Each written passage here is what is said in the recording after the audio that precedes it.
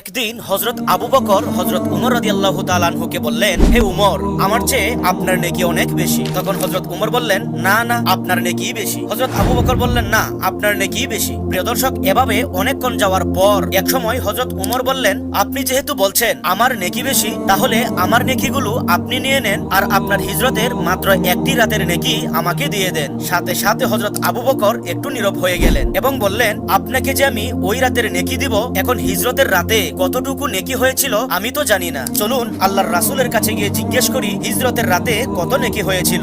এরপর দুজন নবীজি সাল্লাল্লাহু আলাইহি ওয়াসাল্লামের কাছে গিয়ে হিজরতের রাতের নেকি জানতে চাইলো। তখন নবীজি সাল্লাল্লাহু আলাইহি ওয়াসাল্লাম বলেন, আবু বকর, এই পৃথিবীতে যত ধুলাবালি আছে, আসমানে যত তারা আছে, এমনকি পৃথিবীর সকল মানুষের নেক যদি এক পাল্লায় রাখা হয় আর তোমার হিজরতের এক রাতের নেকি আরেক পাল্লায় রাখলে তোমার হিজরতের একটি রাতের নেকির পাল্লাটাই ভারী হয়ে যাবে। সুবহানাল্লাহ।